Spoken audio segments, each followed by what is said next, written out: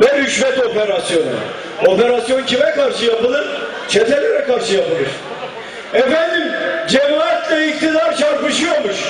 Ben cemaat falan ya da başka bir şey anlamam arkadaşlar. Benim anladığım şu, ülkeyi kim yönetiyorsa benim muhatabım odur. Devletin içinde çete varsa 11 yıldır neden sesin çıkmadı senin? 11 yıldır neden konuşmadın sen? Yolsuzluğun ortaya çıkınca mı senin çete aklına geliyor? Sen çete reisisin ve bu milletin tüy bitmemiş yetiminin hakkını yiyorsun. Bu kadar açık, bu kadar net söylüyorum.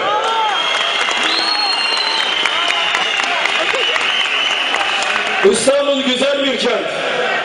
Hepiniz çok şanslısınız. İstanbul'da yaşıyorsunuz. İstanbul dünyanın incisi.